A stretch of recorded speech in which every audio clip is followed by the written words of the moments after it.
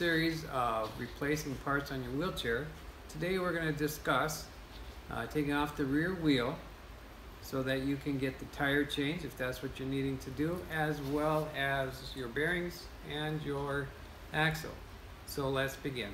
I've already removed the outer hubcap for you, and I was able to do that with just a screwdriver and going around until it popped off. You're going to need 2 wrenches, one for the inside nut and one for the outside bolt head.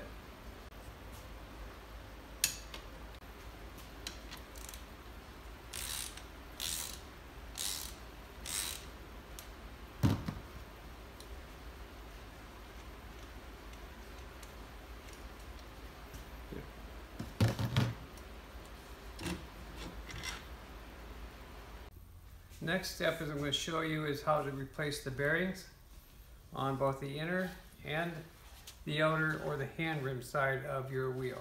There's also a little sleeve in there. You'll need to keep track of that as well.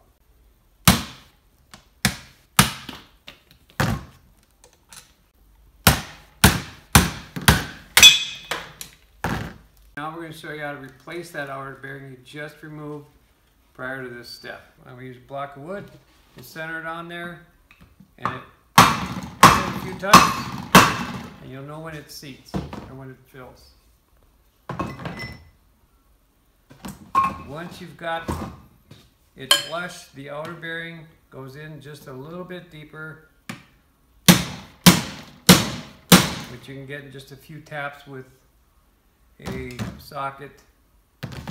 Flip it over, and we'll do the same procedure, but don't forget to put in your axle sleeve first. Do the same procedure. Few hits on it. Once it's flush, the job is done.